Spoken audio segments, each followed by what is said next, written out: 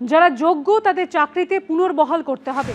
যোগ্য ওয়েটিংয়ের চাকরি দিতে হবে চিহ্নিত অযোগ্যদের পদে। শনিবার সাংবাদিক বৈঠকে ফের একবার দাবি তুললেন 2016-র এসএসসি চাকরিহারারা। আমাদের মূল দাবি একটি, যারা বিনা দোষে যাদের চাকরি চলে গেছে তাদের ধারাবাহিকতা সহ কর্মরত শিক্ষক শিক্ষাকর্মীদের চাকরি ফেরানো এবং যারা চিহ্নিত দাগি তাদের পরিবর্তে যোগ্য ওয়েটিংদের চাকরির ব্যবস্থা করা। রাজ্যের বিভিন্ন পুরসভার দায়িত্বে এখন প্রশাসক, কিন্তু নাগরিক পরিষেবা না মেলার অভিযোগ আসছে বিভিন্ন জায়গায়। বর্ষায় বেহাল রাস্তা, দুর্ভোগ বাড়ছে মানুষের। উত্তর 24 পরগনা থেকে পশ্চিম বর্ধমান, বাঁকুড়া বিভিন্ন পুর এলাকায় ছবিটা একই রকম।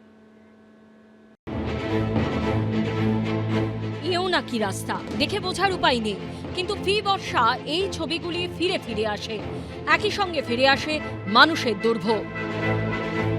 রাজ্যের সরকার বদলেছে, বিভিন্ন পুরসভায় প্রশাসক বসেছে, কিন্তু ছবিগুলো আর বদলাচ্ছে না। যেমন কলকাতা লাগোয়া উত্তর 24 পরগনার বিস্তীর্ণ এলাকা জুড়ে দুর্ভোগের একই ছবি। বর্ষা শুরু হতে না হতেই এবারেও বেলঘড়ি এক্সপ্রেসওয়ের বেহাল দশা। বেলঘড়ি এক্সপ্রেসওয়ের রবীন্দ্রনগর এলাকা এবং যে দেখা যাচ্ছে রাস্তার সেই খানাখন্দ ছবি এবং জায়গায় জায়গায় বড় বড় গর্ত এবং গাড়ির গতি কমে আসছে এবং গাড়ি চালাতে সমস্যায় পড়ছেন চালকরা। প্রতি বছর বর্ষা এলেই এই বেলঘড়ি এক্সপ্রেসওয়ের বেহাল দশা দেখা যায়। রাস্তার কি অবস্থা দেখছেন?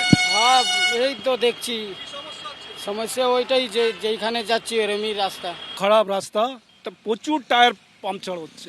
গুরুত্বপূর্ণ রাস্তা, যে রাস্তার সঙ্গে দুর্গাপুর এক্সপ্রেসওয়ে সরাসরি যুক্ত হচ্ছে, সেই রাস্তার কলকাতাগামী যে লেন, সেই লেনের বেহাল দশা রবীন্দ্রনগর এলাকায়।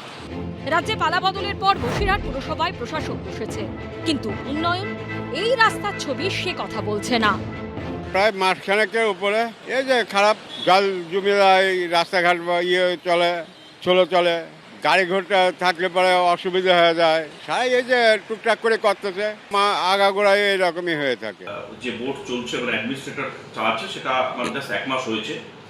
আমি ইন দ্য মিন টাইম বলতে পারি যে এখানকার যত ধরনের পরিষেবাগুলো দেওয়া দরকার প্রত্যেকটাই রানিং আছে। যে কয়েকটি ইস্যু বললেন সেটাকে যদি আলাদা করে বলতে হয়, প্রথমত হচ্ছে জল জমা। এই ইস্যুটা হচ্ছে এমনিতেই নতুন বা এই সময়ের ইস্যু নয়, অনেক ক্ষেত্রে 4 বছর 5 বছর 10 বছর থেকেও কিছু জায়গা আছে যেখানে জল বেরোনোর একটা প্রবলেম আছে। প্রশাসক বসেছেন বারাসাত পুরসভাতেও, কিন্তু এলাকার রাস্তাঘাটের অবস্থা দেখুন, পদে পদে খানাখন্দ। ব্যারাকপুর পুরসভাতেও প্রশাসককে বসানো হয়েছে, কিন্তু বর্ষায় বেহাল রাস্তাঘাটে ছবিটা বদলায়নি। টেন্ডার হয়ে গেছে, পয়সা পেমেন্ট হয়ে গেছে, কাজ হয়নি, বা কাজ যারা করতে এসেছিল সে কন্ট্রাক্টররা মানে কিছু কিছু জায়গা ধরুন এই রাস্তা নাম আছে, এই রাস্তা আগেই নির্মাণ হয়ে গেছে, অন্য রাস্তায় নাম করে টাকাটা তুলে নিয়ে গেছে। আবার কিছু কিছু জায়গা কন্ট্রাক্টর পালিয়েও গেছে। শুধু উত্তর 24 পরগনা নয়, পশ্চিম বর্ধমানের দুর্গাপুর কর্পোরেশনের মেয়াদ শেষ হয়ে গেছে সেই 2022 সালের সেপ্টেম্বরে। তারপর 43টি ওয়ার্ডে নাগরিক পরিষেবা দিতে তৈরি হয় 5 জনের প্রশাসক মণ্ডলী। যদিও এবছর বিধানসভা ভোটের পর মেয়র ডেপুটি মেয়ররা না আসায় 20 মে জেলা শাসক ও পুর কমিশনারকে দায়িত্ব দেওয়া হয়, কিন্তু তারপরও পরিষেবা মিলছে কই?